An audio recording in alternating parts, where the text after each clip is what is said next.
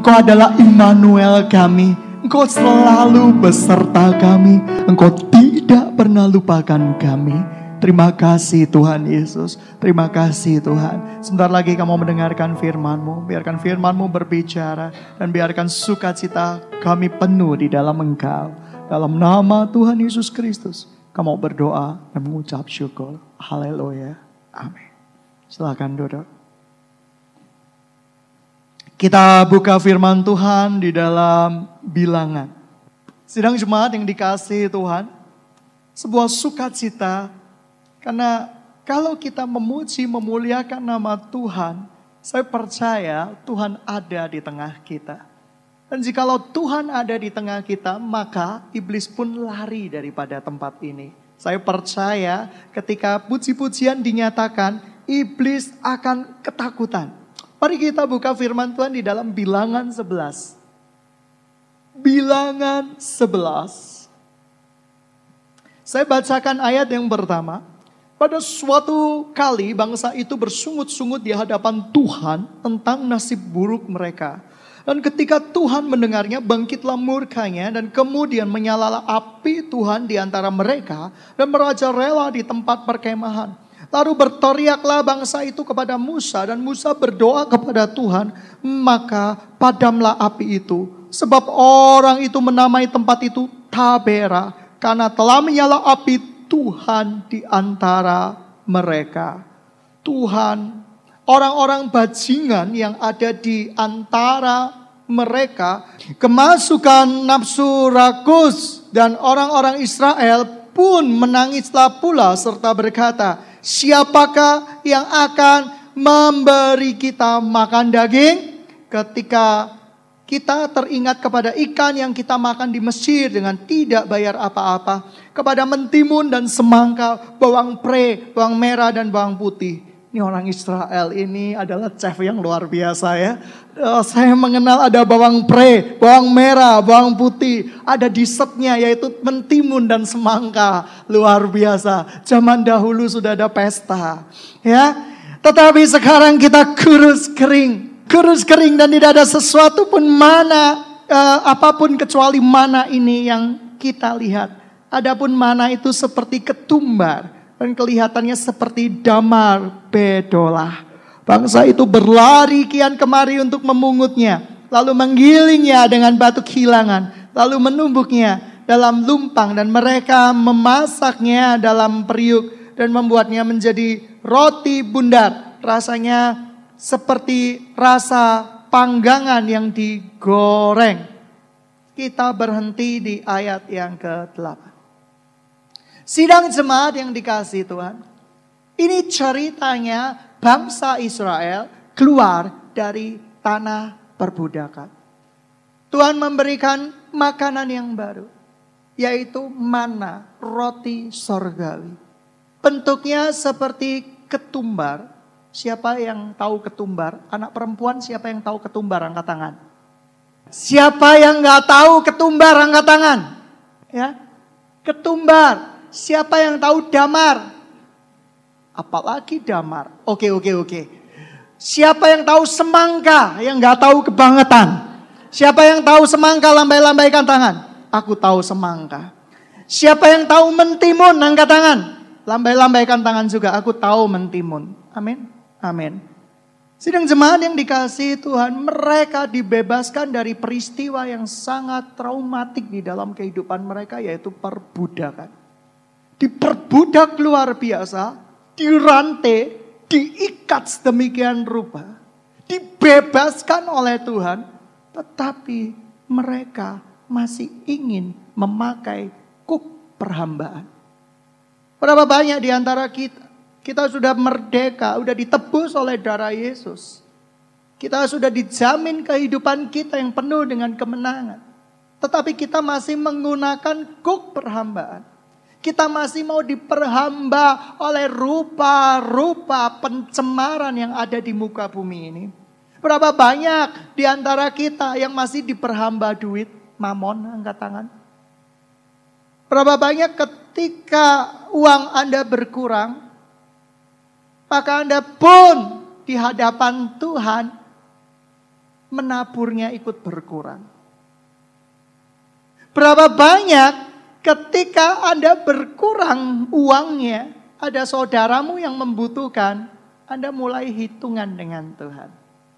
Sidang jemaat yang dikasihi Tuhan, orang yang sudah bebas, orang yang sudah dibebaskan dari tanah Mesir, sebuah tanah yang penuh dengan kutukan, yang sebuah tanah yang penuh dengan kesengsaraan, sebuah tanah yang penuh dengan cambukan. Tetapi mereka ketika dibebaskan, mereka mendapat makanan sorga, yaitu mana yang begitu sehat, yang rasanya seperti roti panggang. Mereka marah sama Tuhan. Mereka berkata, enakan di Mesir, aku bisa makan mentimun, aku bisa makan semangka, aku bisa makan bawang pre, aku bisa makan bawang putih, aku bisa makan bawang merah. Mereka pikir mereka ini Dracula, Pak. Gitu ya. Mereka masih suka hal-hal seperti itu.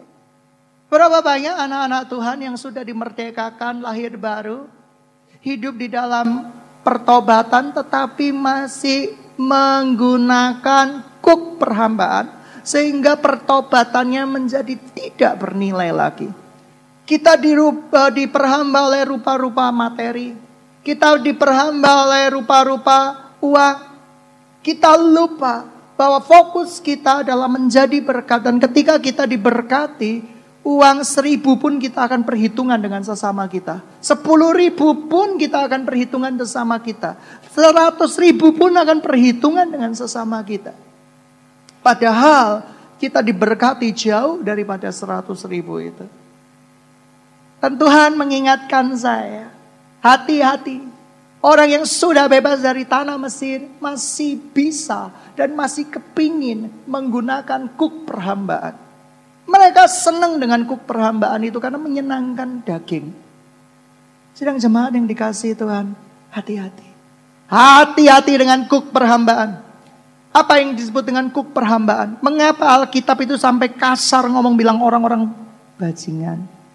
Saya percaya ketika Alkitab ini ditulis bukan bilang orang-orang bajingan. Enggak gitu.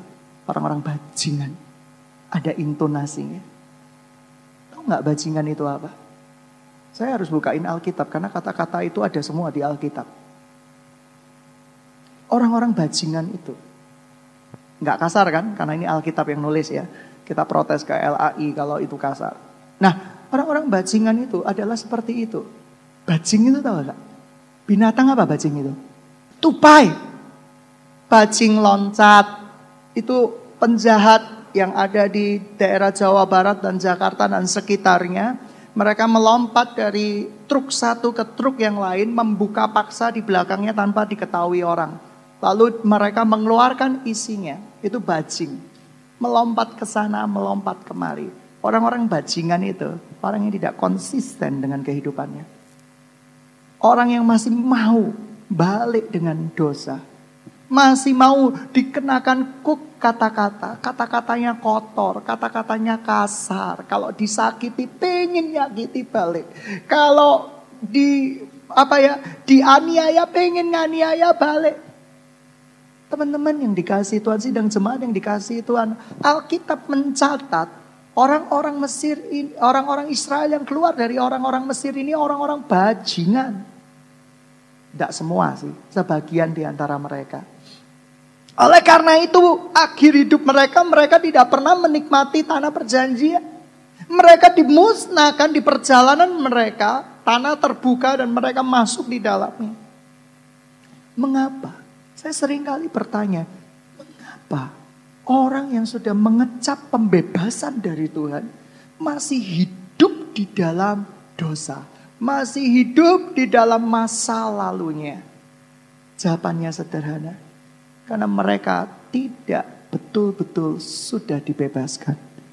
Karena mereka tidak betul-betul mengalami Kristus di dalam dirinya. Karena mereka tidak betul-betul merasa diselamatkan dan menerima karya penyelamatan itu. Orang-orang seperti ini adalah orang-orang yang tidak pernah mengucap syukur. Dikasih rumah satu, ngomel. Adikku lebih gede rumahnya. Kulo cilik. Ngomel. Kau lihat pamanku, Tuhan. Mobilnya Tuhan, itu mobil terkini Tuhan. Paling mahal, Wuling. Murah itu. Gitu ya. Oh Tuhan, pamanku, mobilnya itu 5M Tuhan. Mobilku loh Tuhan, 1 juta umat, sudah nambah jadi 2 juta umat. Mampu mungkin secara statistik sudah 5 juta umat Tuhan. Ngomel. Enggak pernah mengucap syukur. Selalu kurang di dalam hidupnya. Tidak pernah memecah roti dan berkata, "Thank you Jesus. Terima kasih atas semua berkat yang sudah kau beri." Tidak pernah. Mengapa? Karena mereka nggak pernah berjumpa dengan Tuhannya. Mereka tidak pernah mengalami karya salib Yesus di dalam hidupnya. Oleh karena itu mereka tidak menganggap bahwa Yesus adalah sesuatu yang berharga di dalam kehidupan mereka. Tapi aksesoris yang memperlengkapi kehidupan mereka itu yang berharga. Tujuan kita bukan sukses di bumi, tapi sukses di surga. Orang berpeluh kesah mencari uang. Kalau Tuhan besok izinin iblis mendera kamu dengan sakit penyakit, lu bisa apa? Gua punya asuransi, gak bisa menyembuhkan asuransimu, menolong. Nah, orang-orang Israel waktu itu keterlaluan sekali. Mereka tidak tahu diuntung. Mereka tidak tahu mengucap syukur.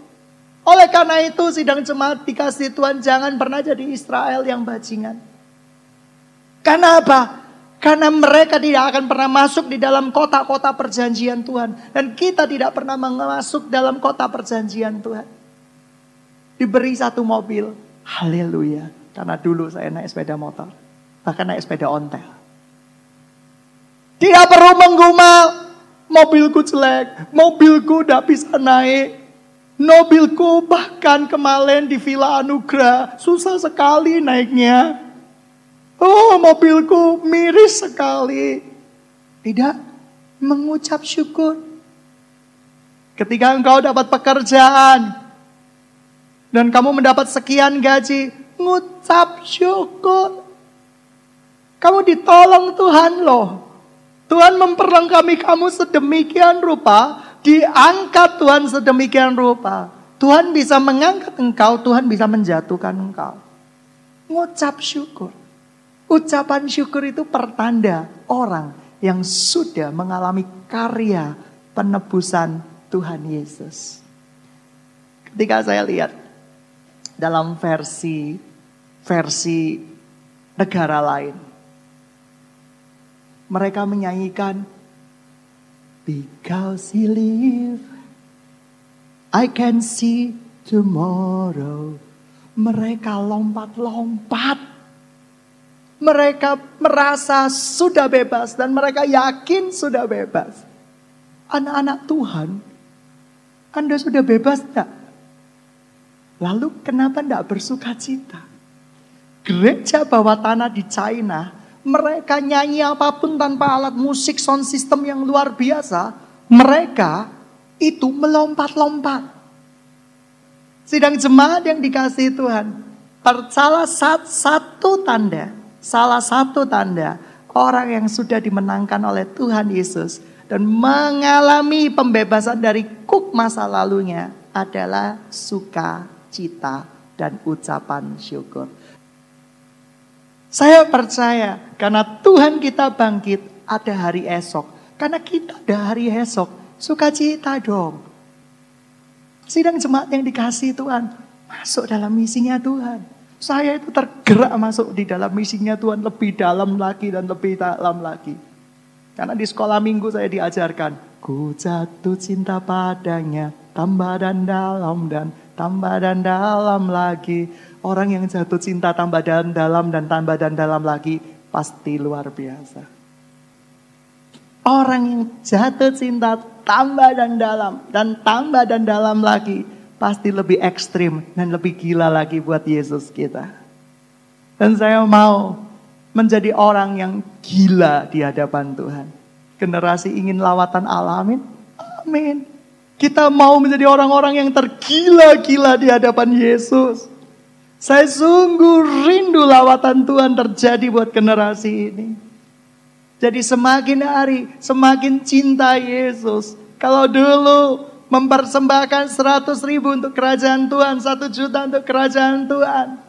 Pada posisi ini, saya rela, Tuhan mau rumah yang mana? Pakai pakaianmu Tuhan. Suka-sukamu Tuhan. Amin. Amin. Karena saya pulang nanti gak bawa apa-apa. Tapi saya pulang bawa roh yang takut akan Tuhan. Saya bawa sebuah berita kemenangan di sorga. Bahwa saya mempertahankan iman saya. Dan saya menyelesaikan dengan garis akhir yang baik. Buat apa uangmu yang banyak-banyak? Uang tidak dibawa mati. Tapi begitu banyak anak Tuhan yang terikat dengan uangnya. Finansialnya. Hati-hati. Kalau engkau tidak belajar melepas, surga tidak akan melepaskan berkat-berkatnya. Yang berikutnya, begitu banyak orang, anak Tuhan, tanda anak Tuhan yang berikutnya bahwa ia sudah dilepaskan dari tanah perbudakan. Yang pertama yaitu bersyukur, bersukacita.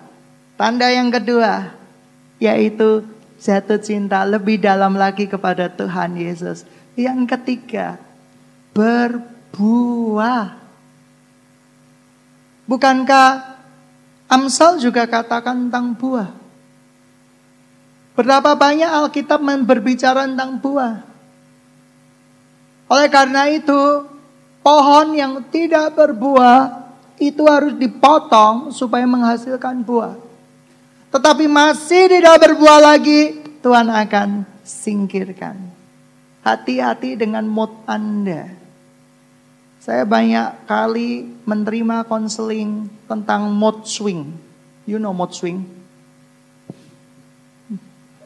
Pada hari Sabtu bisa happy luar biasa. Tertawa. Shalom, shalom. Hari Minggu ketika swingnya sudah ke bawah. Shalom. Ya, shalom. Seperti itu. Hei, hidupmu tidak dipengaruhi moodmu.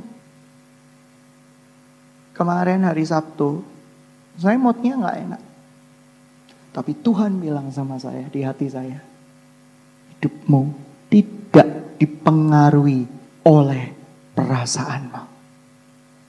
Tapi hidupmu dipengaruhi oleh perkataanku. Dan karena hari ini dan setiap hari adalah hari Tuhan, hari di mana kemenangan Tuhan harus diceritakan. Saya akan menceritakan kemenangan Tuhan. Yaitu saya sudah memenangkan mood saya.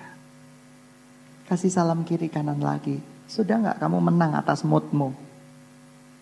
Para perempuan mengambing hitamkan peristiwa bulanan. Para pria mengkambing hitamkan peristiwa akhir bulan.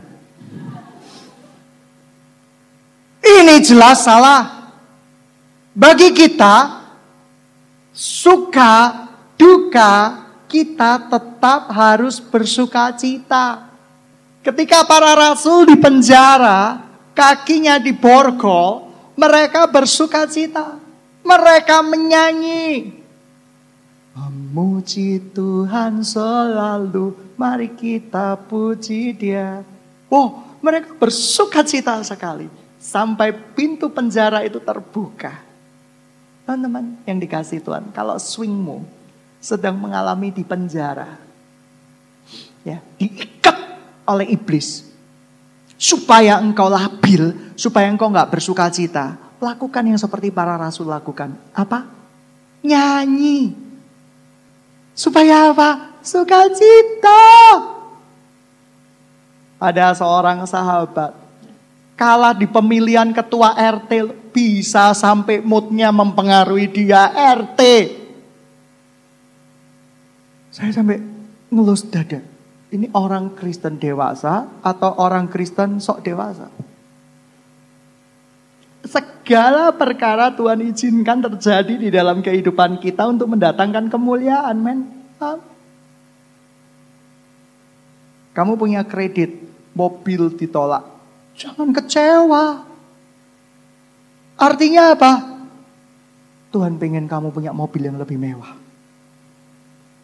Oh ya jelas. Kita itu percaya sama Tuhan. Percaya dengan kebaikan Tuhan. Percaya dengan pemeliharaan Tuhan. Tidak perlu kesel. Kesel sifat manusia. Yes. Ketika engkau kesel, iblis di alam roh membelenggu kamu. Tapi kamu harus lepas dari belenggu mood itu. Caranya gimana? Nyanyi. Amin. Amin. Dan saya percaya. Ketika kita menyanyi, rantai-rantai itu akan dipatahkan, men. IP-mu dapat berapa? UTS-mu dapat berapa? UAS-mu dapat berapa? 4. Nyanyi aja. Ketika nanti ada pengumuman, keluar nilainya D. Tiada yang mustahil bagi dia. Ajaib segala perbuatannya. Gitu ya. Nyanyi aja. Sukacita aja.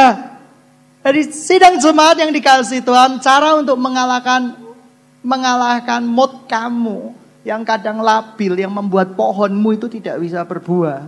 Nyanyi. Nyanyi. Karena Tuhan bertata di atas pujian umatnya. Amin. Amin. Anak-anak Tuhan yang tanpa gelanggang pertandingan adalah membosankan. Saya cerita kemarin di PIC. Kamu tahu, kami suka main di time zone. Anak saya itu suka main cabit-cabitan gini loh. Ngambil permen, ngambil apa. Amin. Permen tuh harganya berapa sih? 500 perak. Sekali gesek berapa? 3.500 sampai 4.000. 4 kali gesek sudah berapa? Gak dapet. Stres, gemes, beli lagi supaya dapat. Dan begitu dapat satu bahagianya luar biasa. Nah, kalau itu dikumpulkan, kami bisa membeli 4 pak permen. Tapi mengapa bisa begitu berbahagia dan permennya dieman-eman? Kenapa? Karena itu memenangkan dari hasil pertandingan, amin. Amin. Bukan hasil mengambil. Di supermarket ngambil bayar. Ini pertandingan, ini game, permainan. Kalau engkau tidak pernah bertanding dan tidak pernah menang, ya susah. Suasananya gitu-gitu aja. Kalau kamu menikmati berkat-berkat hanya dari pemberian, tanpa berusaha memenangkan pertandinganmu, suasananya berbeda kok. Saya ketika membeli mobil dengan jernih payah saya sendiri, oh sukacitanya penuh, men. Daripada menikmati mobil dari hasil undian. Saya merasa bahwa hidup ini adalah pertandingan yang harus kita selesaikan. Saya percaya menyerahkan segala sesuatunya untuk kemuliaan nama Tuhan. Suka-sukanya Tuhan pakai hidup kita. Misalnya nih, kamu lulus kuliah, Tuhan berkata, mau gak kamu jadi misionaris? Siapa yang mau? Angkat tangan. Are you sure? Diutus loh, didoakan loh. Gak boleh labil loh. Kamu akan diutus. Gereja ini butuh anda semua. Yang mengangkat tangan tadi. Benar gak kamu mau jadi misioneri? Iya, aku mau jadi misioneri. Benar gak kita utus ya? Iya, kita utus. Amin. Amin. Ngutusnya bukan beranak cucu lah dan bertambah banyak. Ya bukan gitu lah seperti itu.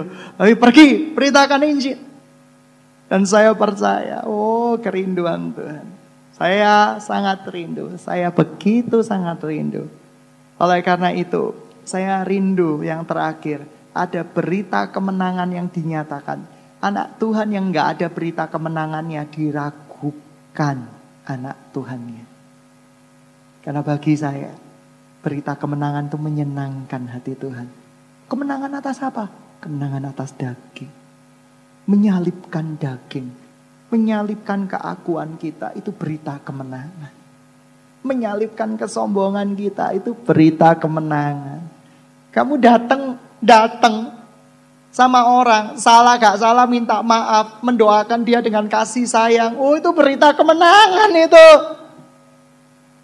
Satu kali saya disuruh Tuhan, Daniel, ayo dong doain. Nggak bisa Tuhan, nyebelin orangnya. Doain Daniel, saya sangat mencintai dia. Tapi ketika saya melakukan kehendak Tuhan, saya melakukan berita kemenangan. Oh, senang banget. Sepanjang perjalanan ketika mendoakan dia selesai, senang banget, diliputi sukacita, diliputi damai sejahtera. Lalu Tuhan berkata di hati saya, Daniel, ini bukan soal kalah dan menang. Ini soal ketaatan. Dan ketaatan adalah kemenangan yang terbesar di dalam kehidupan kita. Amin. Amin. Gak peduli sahabat saya, teman saya, orang teman bisnis saya menganggap itu, Daniel yang salah. Ya gak apa-apa, saya memang salah kok, gak masalah. Tapi saya sudah taat di hadapan Tuhan. Sukacita. Dan ketika kita taat, tadinya yang kita tidak seberapa respect sama orang itu, jadi cinta luar biasa. Setiap malam saya ingatkan dia, ayo bertekuk lutut di hadapan Tuhan. Bertekuk lutut di hadapan Tuhan, berdoa. Mempermalukan iblis. Iblis jalan ceritanya akan membuat permusuhan, perseteruan, kehancuran. Tapi Yesus memberikan berita kemenangan buat kami, buat saya. Dia berkata, permalukan iblis. Datang, minta maaf, doakan. Tuhan, gua gak salah. Tapi Tuhan berkata, memang kamu gak salah. Tapi salahkah kamu ketika kamu meminta maaf terlebih dahulu kepada dia? Bukankah aku menulis di dalam firmanku, hormati orang yang lebih tua daripadamu. Oh ya wis. Lalu, ketika saya disuruh minta maaf kepada orang yang lebih muda, gengsi Tuhan, malu Tuhan, maaf Tuhan. Lalu ayat yang muncul apa? Jangan ikuti jalan orang muda yang penuh dengan kefasikan. Artinya apa? Yang lebih senior, yang lebih dewasa, harus yang lebih datang, lebih duluan. Saya kadang mikir sama Tuhan, maju mundur, ya semuanya sama Tuhan. Saya duluan Tuhan yang harus minta maaf. Tapi Tuhan berkata apa? Sebab engkau disebut anak-anakku, anak-anak pembawa terang. Amin. Amin. Kasih salam kiri kanan. Kasih salam kiri kanan. Mau gak kamu memberikan berita kemenangan hari ini? Permalukan. Permalukan. Kamu ada masalah dengan kakakmu? Peluk dia dulu. Ada masalah dengan adikmu? Peluk dia terlebih dahulu. Jangan bertengkar peluk-pelukan yang mana dulu. Ini gak happy ending nanti. Itu berita kemenangan. Itu mempermalukan iblis. Iblis akan sedih. Tapi Tuhan akan bersuka cita. Dan biarin iblis memang sedih. Amin. Amin. Siapa yang mau bebas dari perbudakan, angkat tangan. Benar. Siapa yang mau memberikan berita kemenangan buat Tuhan, kita angkat tangan. Permalukan iblis. Cara permalukan iblis selesai. Situasi mendorong saya untuk full time buat dunia. Bekerja cari uang. Saya injak. Ketika saya terima surat bahwa Anda diterima di sebuah perusahaan belasan tahun yang lalu dengan menjanjikan gaji yang sangat tinggi, saya robek-robek. Karena apa? Saya mau memberitahukan berita kemenangan buat Tuhan saya. Karena saya tahu saya dipanggil bukan untuk itu. Sidang jemaat yang dikasih Tuhan, persembahkan berita kemenangan buat Tuhan sekecil apapun. Oh, sukacitanya luar biasa. Mari kita bangkit berdiri bersama-sama. Terima kasih Tuhan, Engkau baik, Engkau luar biasa.